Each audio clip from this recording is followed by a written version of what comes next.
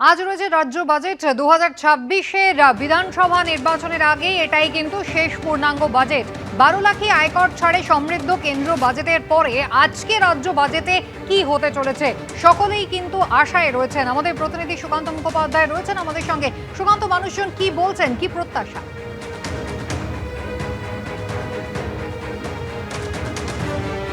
দেখা একেবারেই কিছুদিন আগে সেন্ট্রাল বাজেট গেছে এবং সেখানে আমরা দেখেছি যে ঊর্ধ্বসীমাতে 12 লক্ষ টাকা ছাড় দেওয়া হয়েছে এবং তারপরে অনেক এক্সপেকটেশন রয়েছে কিন্তু জনসাধারণের মধ্যে, এবং তারা যেটা আজকে বিকেল 4টের কিছু পরে কিন্তু চন্দ্রিমা ভট্টাচার্যের তরফে সেই বাজেট পেশ করা হবে 2026-এর।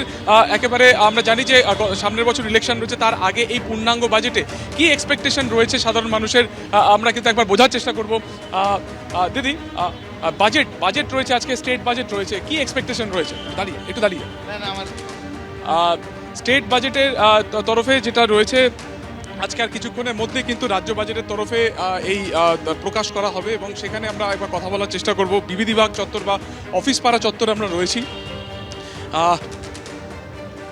কথা বলার চেষ্টা করব আমরা। আজকে রাজ্য বাজেট রয়েছে, কি এক্সপেকটেশন রয়েছে বা কি প্রত্যাশা?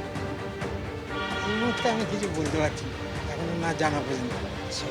দেখলাম যে সেন্ট্রাল বাজেটে প্রায় 12 লক্ষ টাকা ঊর্ধ্বসীমা ছাড় দেওয়া হয়েছিল। স্টেট বাজেটের ক্ষেত্রে একাধিক যে প্রজেক্ট রয়েছে, সেটা আপনার কন্যাশ্রী হোক বা অন্যান্য ডিএ বাড়ানোর ক্ষেত্রে কি ধরনের প্রত্যাশা?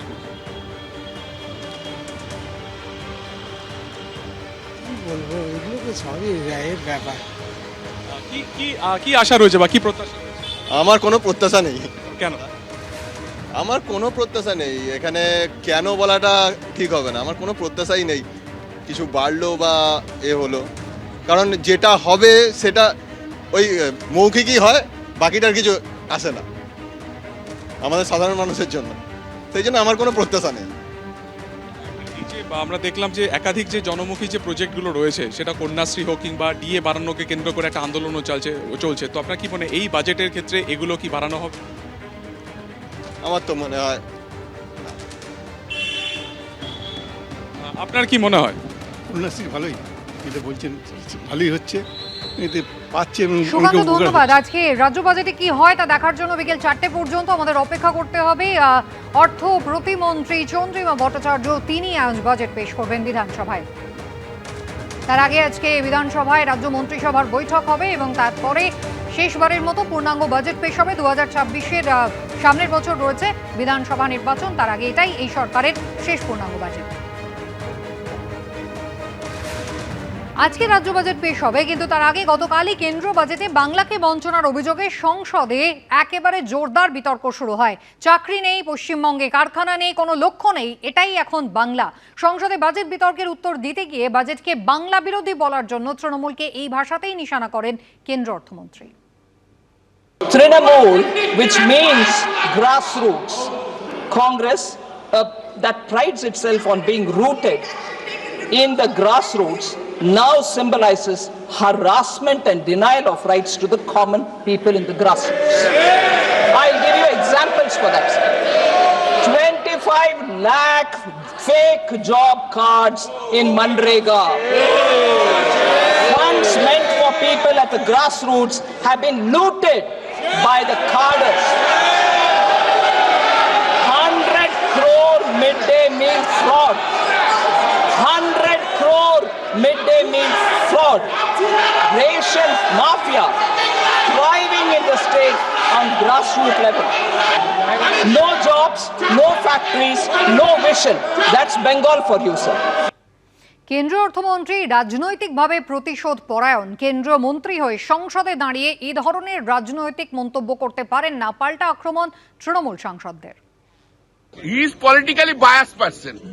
Politically biased, politically vindictive. বাংলাকে নিয়ে তো 3 বছর ধরে একই কথা বলছেন। বাংলায় যারা যারা অন্যায় করেছে আমরা তো বলেছি তাদের ধরে ঢুকিয়ে দাও, কিচ্ছু না। এটা যে পলিটিক্যাল, বাংলাকে যাতে ডিপ্রাইভ করা যায়, বাংলাকে যাতে বঞ্চিত করা যায়, তার জন্য কথা। You are vindictive towards Bengal, you are biased towards Bengal. তিনি একই কথা বারবার একটা ভাঙা রেকর্ডের মতো বলে যাচ্ছে যে আমরা টাকা দিয়েছি, আপনাদের কমপ্লেন আছে। আমাদের 150-রও বেশি অ্যাকশন টেকেন রিপোর্ট দেওয়া হয়েছে, 150-রও বেশি ইন্সপেকশন হয়েছে, তারপরেও এরা বাংলা বিরোধী বাজেট, এরা টাকা দিচ্ছে না। একজন ফাইন্যান্স মন্ত্রী হয়ে তিনি বলছেন যে তৃণমূল সে TMC is unattached. You are the finance minister madam, you can't make political statements in the house. এসব বলে লাভ নেই। জনপ্রতি আয়ের নিরিখে পশ্চিমবঙ্গ এখন দেশের 23 নম্বর রাজ্যে, এটাই এগিয়ে বাংলা। তৃণমূলকে খোঁচা বিজেপির। স্বয়ং ভগবানের ওপর থেকে নেমে এলে তৃণমূলকে সন্তুষ্ট করতে পারবে না। ধারাবাহিকভাবে তারা সংসদে আক্রমণ করে চলেছে নির্মলা সীতারামনকে, বিজেপিকে, দেশের প্রধানমন্ত্রীকে। পশ্চিমবঙ্গ বঞ্চিত, পশ্চিমবঙ্গ অবহেলিত, পশ্চিমবঙ্গের পাওনা টাকা দেয়া হচ্ছে না, লক্ষ লক্ষ কোটি টাকার বিনিয়োগ বিজিবিএস এ প্রতিবার ঘোষণা হয়। বাস্তব চিত্র কি সেটা এখন দেখা যাচ্ছে। 23তম স্থানে হয়ে গেছে পার ক্যাপিটা ইনকাম। এটাই এগিয়ে বাংলার সবচেয়ে বড় নিদর্শন।